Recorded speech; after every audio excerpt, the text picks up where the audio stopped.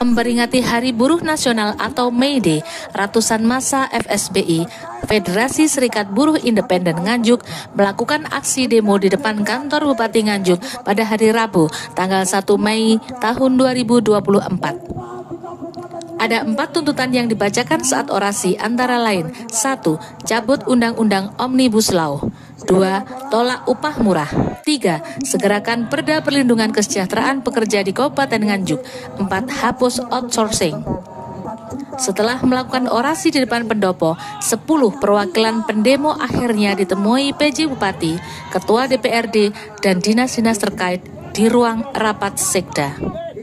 Dalam pertemuan tersebut, Ahmad Soleh meminta kepada pemerintah Kabupaten Nganjuk untuk segera mengesahkan perda tentang perlindungan pekerja agar perusahaan tidak semena-mena memanfaatkan aturan yang pada akhirnya merugikan pihak pekerja.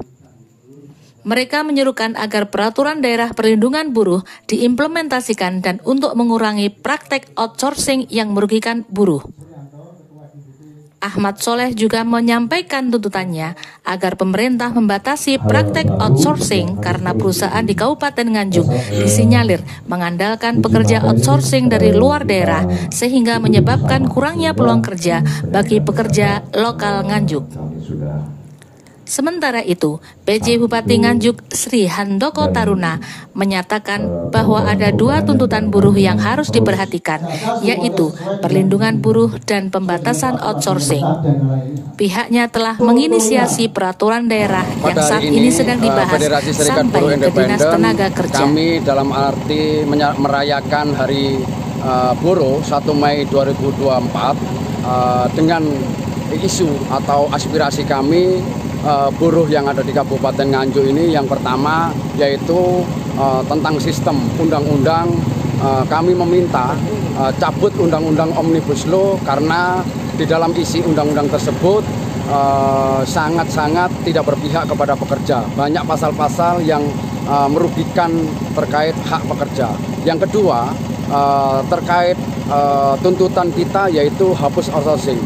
Bagaimana pekerja yang ada di Kabupaten Nganjuk ini memang outsourcing ini merajalela. Yang ketiga, kami menyuarakan terkait tolak upah murah.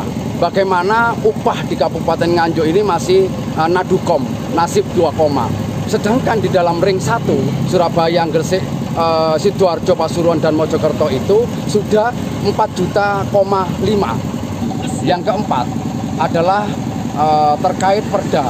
Harapan kami Bupati dan Ketua Dewan DPRD Kabupaten secara serius berkomitmen bersama-sama bagaimana keadilan kesejahteraan tetap terjaga khususnya kepada buruh yang ada di Kabupaten. Dari 2 hal yang disampaikan itu adalah untuk kemaslahatan masyarakat Nganjuk, kemaslahatan tenaga kerja Kabupaten Nganjuk, dan kita adalah warga Nganjuk, dari Nganjuk, oleh Nganjuk, dan untuk Nganjuk. Oleh karenanya kenapa tidak kita lakukan?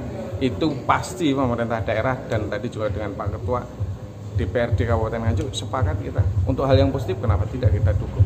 Termasuk perdanya sudah berproses di Disnaker, bahkan ini terus kita lakukan untuk melakukan komunikasi. Seperti yang kami sampaikan 4K.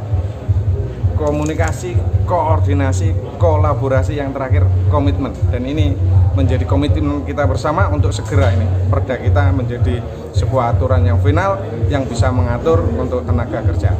Selamat untuk May Day hari ini, kiranya menjadi momentum kebaikan tenaga kerja di Kabupaten Nganjuk.